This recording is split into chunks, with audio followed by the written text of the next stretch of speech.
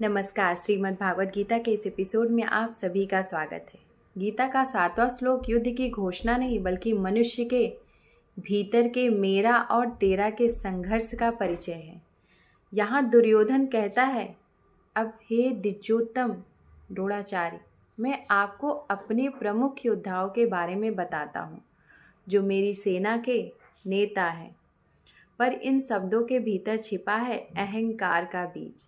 मम सैनस्य यानी मेरी सेना जिसमें मैं की भावना आ रही है।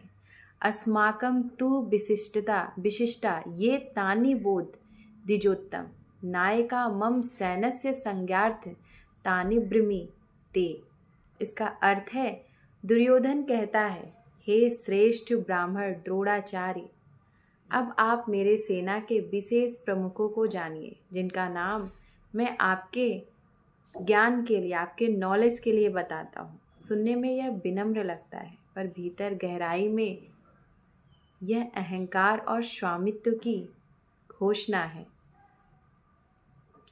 अस्माकम तु विशिष्टा ये पक्षपात का बीज। अस्माकम यानी हमारे। अब यह दुर्योधन पांडवों की सेना की बात कर रहा था। अब यह कहता है हमारे योद्धा। यह शब्द एक अंदरूनी विभाजन दिखाता है।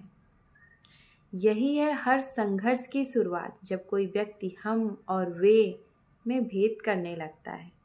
जीवन में भी यही होता है। कार्यालय में मेरी टीम, समाज में मेरा वर्ग, परिवार में मेरा निर्णय, मेरा डिसीजन। यह अस्माकम का भाव धीरे धीरे अहंकार और दूरी का कारण बन जाती है और हमें पता भी नहीं चलता। तान्य बोध द्विजोत्तम, ज्ञान से बहस नहीं, उसका उपयोग करना चाहिए। दुर्योधन द्रोणाचार्य को द्विजोत्तम कहकर संबोधित करते हैं, यानी श्रेष्ठ ब्राह्मण। पर यहाँ सम्मान में चालाकी छिपी है। वह गुरु को सम्मान इसलिए नहीं दे रहा बल्कि यह जताने के लिए कि अब मेरी सेना के बारे में ध्यान से सुनिए, जैसे वह नियंत्रण अपने हाथ में ले रहा है। यह वही प्रवृत्ति है जो आज के नेतृत्व में दिखती है। जहाँ लोग सलाह नहीं स्वीकृति चाहते हैं, वो गुरु नहीं गवाही चाहते हैं कि मैं सही हूँ। नायका मम सैनस्य, मेरा भाव और स्वामित्व का भ्रम। यह सबसे महत्वपूर्ण पंक्ति है। मम सैनस्य, मेरी सेना। ध्यान दीजिए, दुर्योधन ने कभी नहीं कहा हमारी सेना। यह वही ओनरशिप है जो अहंकार से जन्म लेती है। जब मनुष्य यह मानने लगता है कि सफलता, लोग, संसाधन सब मेरे हैं, वहीं से विनाश की घड़ी शुरू होती है। आधुनिक संदर्भ में अगर हम देखें तो कंपनी, पद, परिवार या उपलब्धियां, जो भी हमें कुछ भी मिला है, अपनी नहीं होती। वो केवल कर्तव्य हैं जिन्हें निभाने के लिए अवसर मिला है। पर दुर्योधन इन्हें अपना अधिकार मानता है और यही सोच आगे जाकर उसका पतन का कारण बनता है। संज्ञार्थ तान ब्रह्मी ते, अहंकार का आवरण। वह कहता है, मैं आपको अपनी सेना के प्रमुखों के बारे में बताता हूँ। सुनने में बहुत ही साधारण वाक्य है पर वास्तव में ये ईगो डिस्प्ले है। यहाँ संज्ञार्थ शब्द बहुत अर्थपूर्ण है, मीनिंगफुल है, मतलब पहचान के लिए। दुर्योधन का यह नाम इसलिए नहीं लेता कि गुरु को जानकारी दे, बल्कि यह जताने के लिए कि देखिए मेरे पास महान योद्धा है। यह इंसान की वही प्रवृत्ति है जो दूसरों की उपलब्धि देखकर अपनी ताकत दिखाने लगता है, यानी तुलना में जीना, संतोष में नहीं। दुर्योधन का मनोवैज्ञानिक रूप क्या था, उसका साइकोलॉजिकल एंगल क्या था?